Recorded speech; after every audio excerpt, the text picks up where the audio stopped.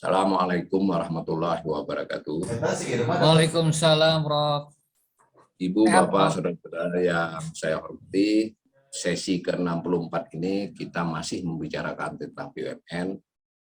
Kita akan melihat secara umum, ya, semacam helikopter view tentang perkembangan umum kinerja BUMN. Tapi konteks kinerjanya untuk sesi ini kinerja keuangan.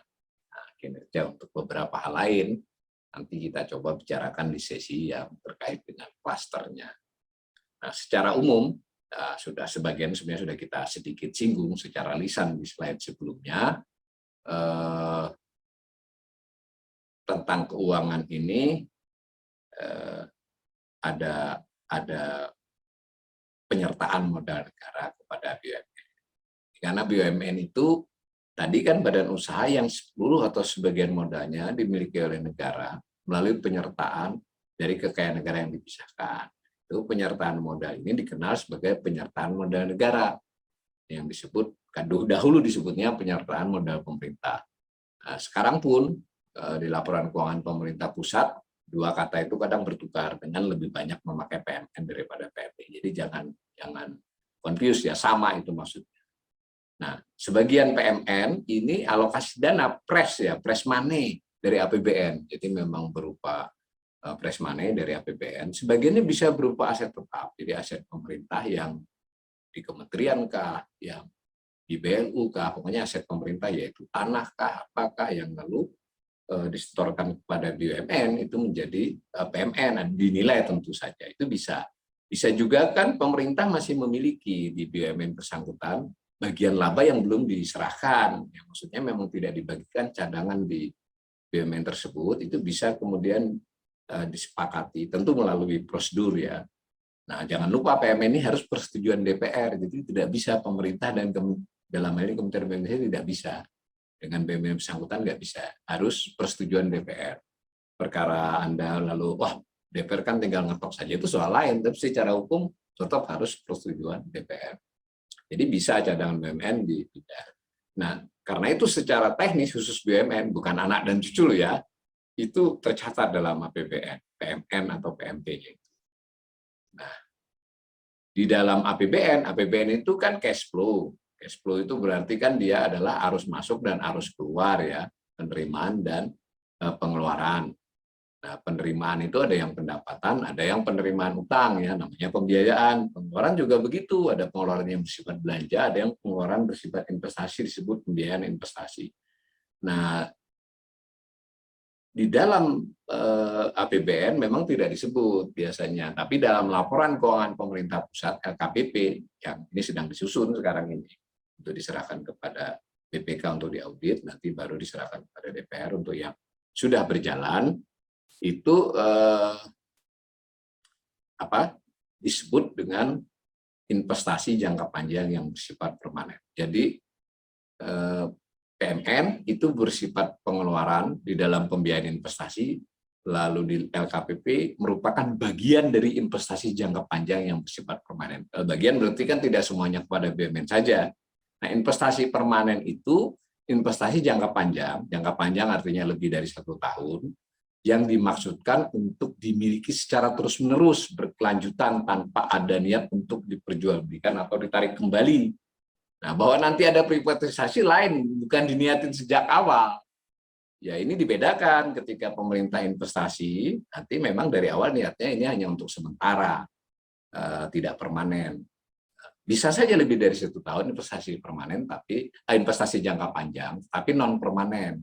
Bisa investasi jangka pendek dan non permanen, kayak gitulah. Memang lebih rumit dan ini jarang jadi wacana publik. Tapi saya ingin menduduk soalkan dulu bahwa penyertaan modal negara itu investasi jangka panjang dan permanen. Niat awalnya tidak untuk dijual.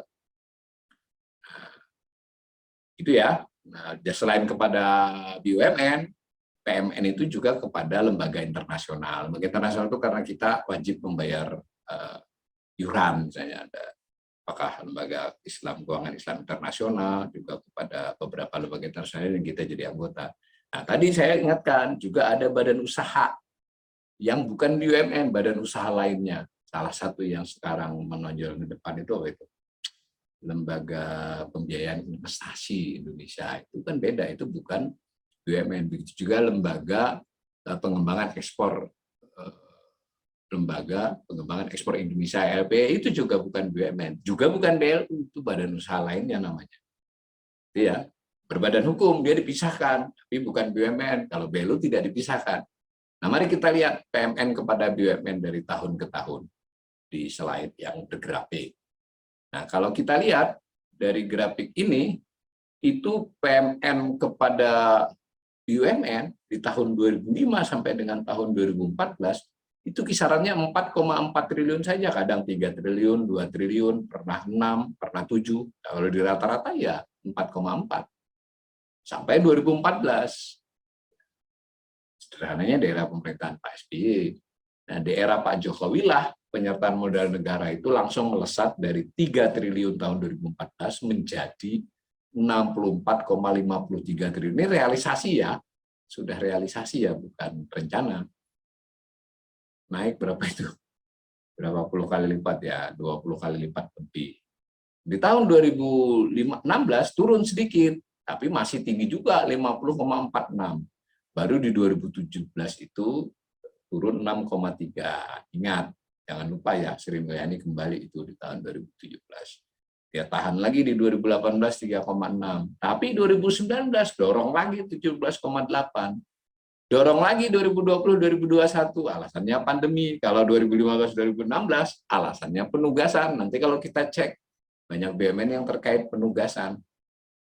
2022 masih karena pandemi. Jadi Anda bisa bayangkan historis dari penyertaan modal negara ini, bahwa data sebelum 2005 ya ada, tapi memang harus verifikasi, karena saya sudah katakan tadi data yang lebih teratur itu mulai 2005 adanya. Kalau sebelum 2005 ya kita harus baca di masing-masing APBN, kita teliti. LKPP pun kan belum LKPP seperti sekarang. Dulu ada laporan pemerintah yang sifatnya sangat umum, bahkan ada yang hanya berupa undang-undang, berupa kalimat dan jumlah penerimaan, belanja, dan seterusnya. Nah, ini sudah lebih bisa dianalisis lah dari 2005. Nah, kalau kita lihat ini, ya PMN memang paling banyak di tahun-tahun ini. Lalu PMN ini, tapi jangan lupa ya, sebelum 2005 BUMN-nya sudah banyak, jadi sudah ada kan dari jauh, kan sudah saya ingatkan tadi, sudah ada nasionalisasi segala macam, bukan sepenuhnya keluar dari kas APBN.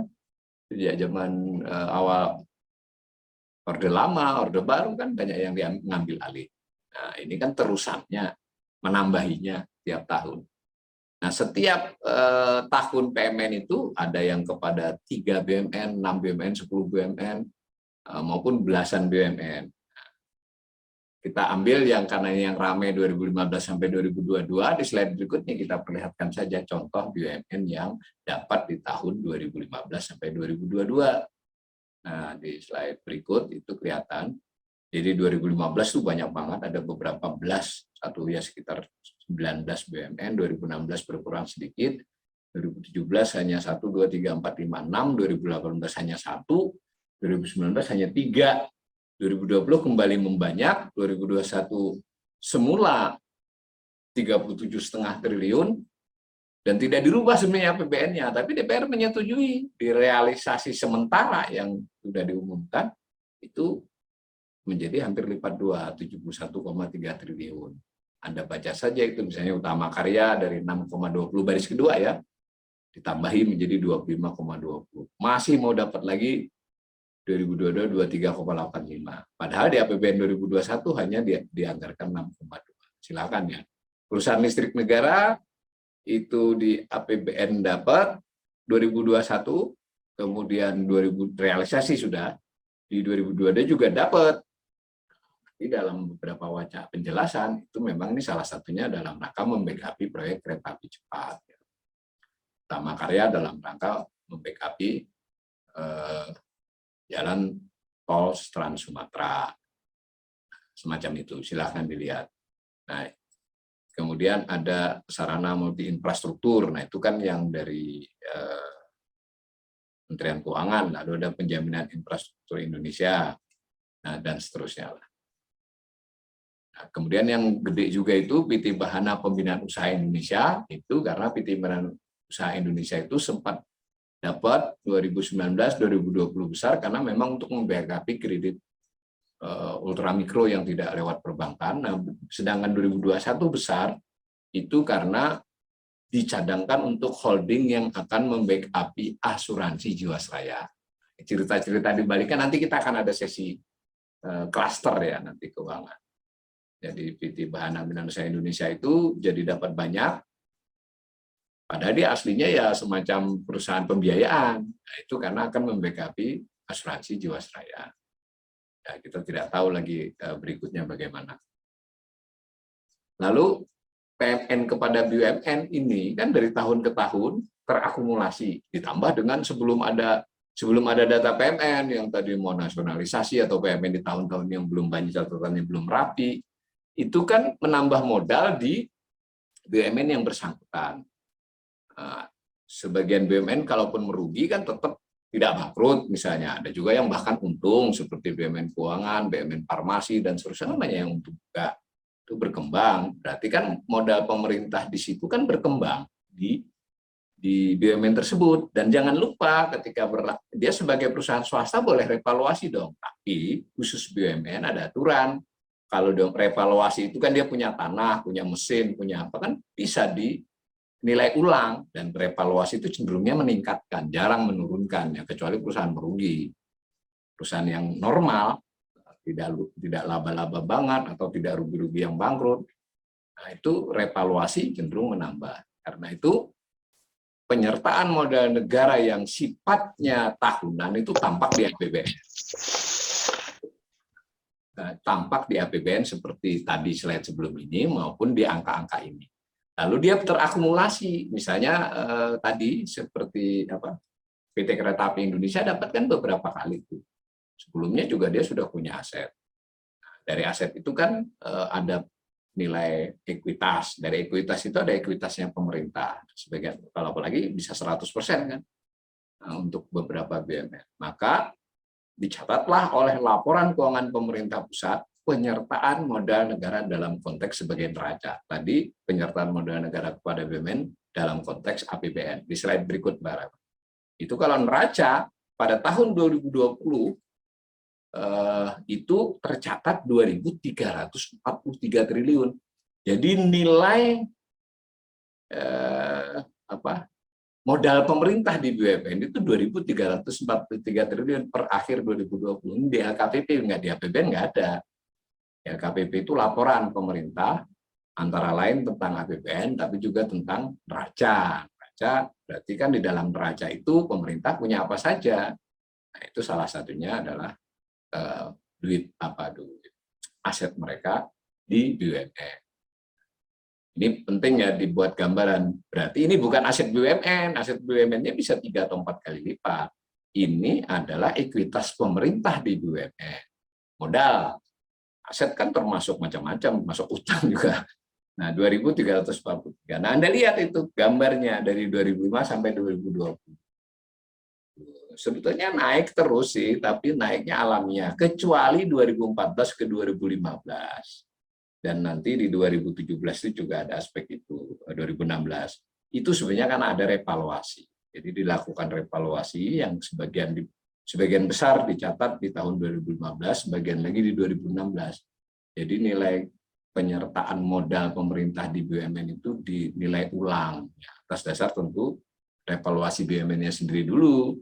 Jadi ini BUMN bernilai 100, setelah direvaluasi nilainya 150, dari 100 itu punya pemerintah berapa. Ekuitasnya 100 itu kan asetnya. Mungkin dari 100 ekuitas pemerintah, ekuitasnya 20, dari 20 ya seluruhnya punya pemerintah berarti 20 kan gitu, naik jadinya. Jadi jangan terpesona dengan naiknya 2015 itu karena tiba-tiba BUMN-nya karena kita bisa kaitkan dengan tadi, memang ada 2 sebabnya. Ada PMN baru kan, PMN baru di 2015 seperti di slide di atas tadi kan sekitar 56. Tapi kan 892 tambah 56 kan nggak sampai segitu. Itu karena revaluasi. Tahun 2020 itu sedikit turun ya. 2021 tentu belum ada laporannya ya, masih disusun ini. karena realisasi sementara APBN belum mengumumkan soal ini. Tuh. Nah, kemudian itu tentang tadi PMN tahunan yang diterima BUMN, dari sisi BUMN, dari sisi pemerintah dikeluarkan. Kemudian dari sisi pemerintah mencatat PMN kepada BUMN seperti slide ini. Nah, selanjutnya kita ingin lihat BUMN secara konsolidasi. Nah, cuma data-data ini Anda harus periksa ulang ya, karena saya cek beda-beda sedikit antara publikasi Kementerian BUMN, kemudian LKPP, dan seterusnya, karena tadi salah satu masalah saya kadang karena publikasinya kurang jelas apakah memasukkan yang 4 BUMN di bawah Kementerian Keuangan tadi. Yang kedua, pengertian ekuitas, pengertian utangnya ada nggak seluruh utang, nggak seluruh liability, atau ada liability yang tidak dihitung sebagai utang. Kemudian ekuitas juga begitu. Karena itu saya sebut ini 2005 sampai 2008 Kementerian BUMN dulu ada dia time series, tapi sekarang hilang. Saya masih punya filenya. Nah, 2019-2020 karena dia tidak mempublikasi secara utuh, saya ambil dari LKPP. LKPP itu laporan keuangan pemerintah pusat kepada otomatis masing-masing tahun ya. Dan di setiap tahun itu tidak time series, hanya tahun yang bersangkutan. Kita bisa lihat. Nah, khusus data 2019-2020 itu tidak saya pakai yang punya Kementerian Keuangan. Ini hanya yang di bawah Kementerian BUMN. Di situ tercatat di LKPP seluruh total aset itu 9.242 triliun. Seluruh utang itu 6.637, ekuitas 2.605. Ya, Anda bisa lihat gambar itu. Dari sisi ini sih oke-oke aja, meskipun kalau Anda kasih presentasi, saya sengaja karena masih debatable ya datanya, itu saya tidak kasih rasionya. Kita bisa buat rasio tuh antara utang dengan ekuitas. Itu memang membaik di 2015 tadi, karena 2015 kan revaluasi tadi. Nah, ini asetnya jadi 5.760, dari 5.760 itu ekuitasnya 1.991. Nah, ini menarik ya. Penyertaan modal negara tadi dicatat sekitar berapa? Di sana kan kita bisa cek 1.700 berapa tadi, maaf. 1.772. Dari 1.991 ekuitas 2015 itu punya pemerintah 1.771. Ya memang namanya juga BUMN kan mayoritas ini. Nah, karena itu rasio utang dengan asetnya membaik lagi. Dulu mendekat tuh, garis orange dengan garis biru itu sempat mendekat. Sekarang menjauh, tapi belakangan ini mendekat kembali. Kalau sudah dekat banget nanti kan tinggal revaluasi.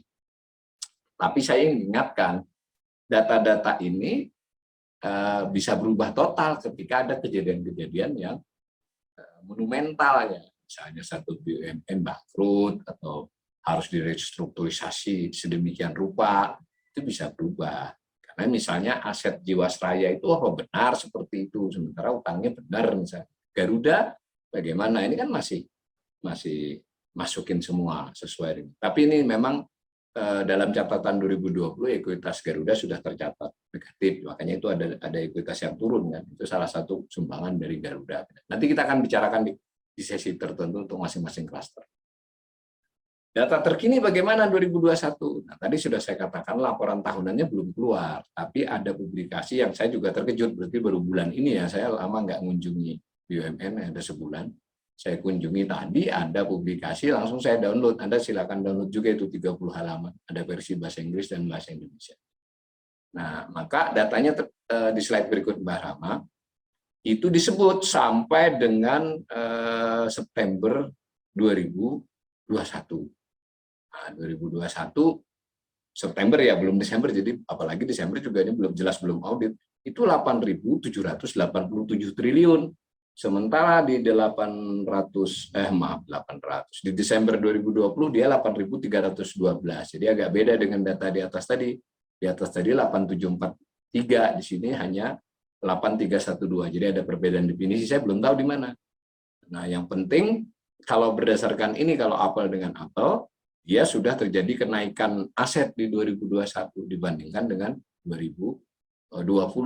Tetapi pada saat yang bersamaan, liability-nya juga naik. Jadi utangnya juga naik. Nah, Anda bisa lihat di situ kenaikan utang memang relatif lebih cepat dibandingkan kenaikan aset. Tapi ini memang data masih belum meyakinkan karena belum sampai Desember. Nah, so far dari data-data begini, Nah, kelihatannya sih BUMN baik-baik saja ya, karena ini data konsolidasi yang baik menutupi yang lemah, ya kan? Secara umum betul saja pemerintah mengatakan BUMN ini berkembang asetnya, ya toh, ekuitasnya bertambah. Nah, nanti kinerja-kinerja lain, rasio-rasio juga membaik secara konsolidasi. Nah, tapi bahwa ada beberapa BUMN berskala besar berkinerja buruk itu tidak mungkin tertutup oleh yang berkinerja baik. Tetapi kita juga belum tahu persis. Nanti saya akan perlihatkan di masing-masing klaster. Bisa saja kebusukan pada satu klaster atau pada 1-2 BUMN bisa meruntuhkan atau setidak-tidaknya merusak tampilan yang bersifat umum. Tapi baiklah, kita terima dari laporan yang di slide atas maupun slide terbaru ini, secara umum aset, liability, ekuitas, kemudian beberapa penjelasan tentang liabilitas utang, ada yang jangka pendek, ada yang jangka panjang dan seterusnya, masih kelihatan bagus. Kemudian melakukan utang itu ada yang utang untuk modal kerja, ada utang untuk pendanaan, itu kelihatannya juga masih bagus, dan ditekankan juga sebagian utang itu adalah liabilitas lembaga keuangan, diantaranya adalah dana pihak ketiga, simpanan masyarakat. Tentu tidak semua, jadi tidak semuanya DPK, tapi itu yang besar DPK. Maksudnya dengan informasi ini Kementerian BUMN ingin mengatakan tidak bahaya, karena utang yang besar itu simpanan masyarakat. Tapi kalau dibilang itu tidak berisiko, ya enggak juga. Kalau perekonomian goyang, ya orang pasti ngambil duit dari bank, ya tetap goyang. Kejadian di 97, 98 kan begitu. Begitu juga aset. Ya, utang PLN dikritik sebagai besar. Nanti kita akan bicara. Tapi ini biar untuk memahami bahwa ini adalah data konsolidasi. Besar, paling sangat 600 berapa. Tapi jangan lupa, asetnya PLN juga besar. Bahkan rasio utang dengan asetnya PLN itu cukup baik. Hanya buat para pengkritis, loh asetnya BUMN itu kan ada kabel, ada tiang listrik, ada pembangkit macam-macam lah. Ya gampangannya ya kalau urusannya PLN itu sebetulnya bukan rasio antara utang dengan aset, tapi cash flow, rasio beban biaya tiap bulan, rasio beban utang tiap bulan, bukan utangnya itu sendiri. Banyak BUMN yang seperti itu. Kalau yang sudah langsung kelihatan di neraca ya Garuda, kemudian Krakatau Steel, Jiwasraya. Kita tunggulah, saya nanti dituduh menyebarkan isu kalau saya sebut yang belum diberitakan ya. Terus terang saya sebenarnya salah satu yang cukup khawatir dengan BUMN. Memang bagaimanapun laporannya baik ini secara konsolidasi. Nah, lalu hal lain dari BUMN ini, itu kan tadi sifatnya pengeluaran. Pemerintah memberikan pengeluaran dengan investasi. Itu Vincent bilang was kita. Lalu tercatat dia investasi pengeluaran, tetapi juga jadi aset kan begitu. Nah, itu aspek tertentu. Aspek lain, BUMN ini bagaimanapun punya peran ya, karena dia berperan sebagai korporasi, dia nyetor pajak. Pajak itu bisa pajak penghasilan, bisa PPN, karena dia berproduksi kan ada PPN-nya. Ada juga pajak lainnya untuk beberapa BUMN yang harus membayar jenis pajak tertentu, ya bayar. Nah, kita belum dapat data saya belum sempat ngecek data 2020, bukan dapat ya. Itu di kisaran 230. Pajak itu mungkin sekarang ya mungkin 275, tapi karena ada beberapa relaksasi ya mesti di kisaran itulah 250. Jadi besar. Tetapi ini memang debatable. Loh, kalau yang jalaninnya perusahaan lain bukan BUMN ya segitu juga. Jadi kalau ada yang bergerak di bidang yang BUMN tersebut bergerak, dia juga harus bayar pajak, bayar penghasilan maupun PPN.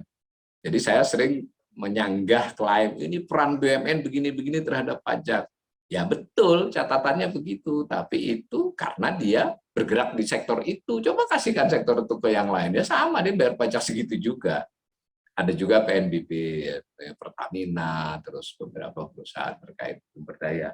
Itu kan mengelola, bukan dia langsung memberi ya, tapi yang memberikan adalah kontraktornya. Tapi bolehlah kita anggap dia berperan sebagai itu. Nah, lalu kalau laba kecil sebenarnya ya. Nah, ini 2019 50,6, 2020 44, 2021 30. Nanti Anda bisa kaitkan dengan setoran tadi. Nah, tetapi jangan lupa, ini setoran laba ini bukan berarti laba BUMN. Laba BUMN mungkin 2 atau 3 kali lipat itu. Bisa 4 kali malah. Lalu yang di bagian pemerintah setelah laba tersebut bayar pajak, kemudian dicadangkan, dan macam-macam. Nah, yang jelas tampak bahwa BUMN ini memang perannya besar di perekonomian. Itu ya. Nah, mari kita lihat secara angka-angka untuk gambaran. Nanti di sesi selanjutnya kita akan coba gali lagi lebih jauh. Nah, kalau bagian laba BUMN ya tergambar begini. 9, 28, 30, 40. Nah, ini yang sebetulnya memerlukan penyelidikan kalau menurut saya. Di 2019 itu sempat ngasih 50,63. Apakah 2019 itu memang kinerja BUMN luar biasa? Enggak juga. Ya, karena kan tadi sebagai BUMN dia ada cadangan laba yang ditahan. Nah, ya kemudian tahun 2019 diberi. Nah, ini kan saya tidak tahu juga DPR ngetok waktu itu. Ngapain diketok ya? Nah, itu tahun politik misal. Nah, kalau 2020 turun, 2021 turun lagi ini 30 karena pandemi. Nah, direncanakan naik 2022. Di beberapa kesempatan saya mengunggah ini di media sosial, banyak yang tanya, bagaimana dengan PMN-nya? Kok laba, waktu saya mengunggah PMN ditanyain labanya bagaimana? Hati-hati ya, yang ngasih laba dengan yang dikasih PMN itu nggak paralel. Tadi kan sepintas kita ingat tuh, yang dikasih PMN belakangan ini Utama Karya, ya kan? Tadi PT Kereta Api, Wijaya Karya, kemudian Badan Bahana Pembinaan Usaha Indonesia, PLN, ya kan begitu yang tadi banyak dapat. Nah, sementara yang nanti memberi laba bukan itu. Nah, mari kita lihat slide berikut yang memberi laba. Perhatikan, itu pertama Telkom yang paling banyak beri laba.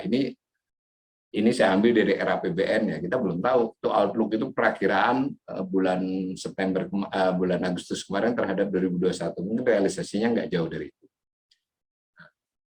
Karena waktu itu sudah ditarget Telkom, BRI, Mandiri, Pertamina, Pupuk, SMI, BNI, ya lainnya itu semua ya 2,6. Ya, tadi yang dapat kan bukan yang 7 biji ini, coba nanti dicek ke atas tadi. Ya, PT SMI dulu dapat tapi udah lama. Pertamina udah lama nggak dapat PMN. BNI ini akan dapat katanya, tapi dia stop. Jadi nggak terhubung ya. Ini merupakan analisis tersendiri. Nggak tahu nanti kalau diholdingkan. Analisis kita ini jadi lebih rumit nanti ketika dia digabung-gabung. Kita harus menyelidiki ulang lagi semua catatan-catatan. Saya termasuk yang setuju saja holding merger, tapi kadang peristiwa-peristiwa itu bisa menyamarkan hal-hal yang harusnya masih dipertanggungjawabkan oleh pengurus BUMN pada era tertentu, meskipun mereka sudah pensiun. Dulu dia melakukan apa. Bukan soal mau mencari kesalahan, tetapi bagaimana kita memperbaiki BUMN ketika terjadi moral hajat hilang begitu saja. Dan salah satu sebab hilangnya adalah ketika dia dikonsolidasikan, tidak tampak lagi hal-hal yang dulu sempat mencurigakan, dan bahkan sebenarnya mungkin diberi catatan oleh BPK tetapi tidak ditindaklanjuti karena bukan perintah, hanya rekomendasi yang ringan, kadang tidak ditindaklanjuti juga bukan lupa ya, memang tidak ditindaklanjuti itu ya. Nah, dan saya ingatkan juga tadi ada 4 BUMN di bawah pembinaan Kementerian Keuangan, ya toh. Sarana multi infrastruktur itu asetnya besar ya, pada tahun 2020 100 triliun, termasuk BUMN yang besar, tapi bukan di bawah Kementerian BUMN. Dan 2021 bertambah lagi kayaknya. Nah, ini kan terhubung juga dengan BUMN yang lain karena dia bisa memberi pembiayaan kepada BUMN infrastruktur, namanya juga sarana multi infrastruktur. Di belakangan malah dia dapat tugas baru, memberi utangan kepada pemerintah daerah. Sebelumnya kan pemerintah daerah harus mengutang secara kepada pemerintah pusat, kepada Kementerian Dalam Negeri. Nah, belakangan ketika pandemi banyak yang butuh utang, Kementerian Dalam Negeri itu dianggap nanti karena tidak terbiasa soal utang piutang, dan ditengarai juga bisa menimbulkan potensi moral hajat, maka ditangani oleh SMI. SMI ini juga diperkuat lagi kan, dia harus ngutangi banyak pihak. Tapi tidak di bawah Kementerian BUMN. Karena dianggap ini fiskal tool, alat fiskal buat pemerintah. Bolehlah diperdebatkan menurut saya. Ya kalau begini bagaimana ini kendali BUMN? Itu ya. Nah, lalu PT Penjaminan Infrastruktur Indonesia itu asetnya 13,55 dan akan meningkat lagi di tahun 2021-2020. Lalu SMF itu 32,51 triliun.